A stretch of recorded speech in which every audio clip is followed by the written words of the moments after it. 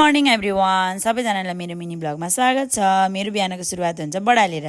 बडालिसकेपछि मैले गरेँ हेल्दी हुनको लागि योगा पोज। यो चाहिँ ताडासन हो, यता मर्किने उता मर्किने। त्यसपछि यो के पोज हो थाहा छैन, तर इट इज बेनिफिसियल। कपालभाती गरेँ अनि त्यसपछि मैले अनुलोम विलोम यो चाहिँ गर्नु है, एकदम राम्रो for both body and mind. Yoga गरिसकेपछि चाहिँ अब म गएँ फुल टिप्नको लागि। यस्तो राम्रो राम्रो फुल टिपेर सेवा पूजा गरेँ। त्यसपछि म आएँ बेड मिलाउनको लागि है।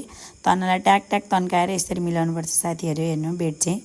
अनि त्यसपछि म आफ्नो रुम बढाल्न गएँ। झाडु टक्क लिएर आएर स्वाइँ स्वाइँ स्वाइँ स्वाइँ स्वाइँ स्वाइँ स्वाइँ स्वाइँ रुम पनि 1 मिनटमा बढाइसकेको थिएँ मैले।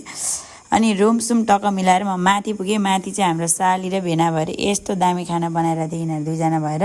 अनि यहाँ चाहिँ कृष्णजीको फोटो, राधा कृष्णजीको फोटो हो क्या। एन्ड कस्तो त्यसले चाहिँ छुट्टै भाइब क्रिएट गरिरहेको छ किचनमा। अनि यिनीहरूले चाहिँ मजासँगले यहाँ आलु फ्राई गरेर अचार दाल माम बनाउँदै थिए दुईजना भएर। अनि 8:30 भइहाल्यो, खाना खाने टाइम भइहाल्यो। अनि टक्क हामीले थालमा राखेर खान थाल्यौँ। घिउ पनि हालेर यस्तो मिठो भएको थियो।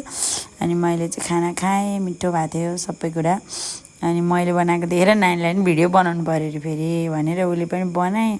2-3 मिनटको बनाइदिएँ, अलिकति हालिदिएँ मैले यसको पनि भिडियो। बिचरा के याद राखोस् भनेर म रेडी भएँ स्कुल जानलाई। Hello, and then I just go to the school.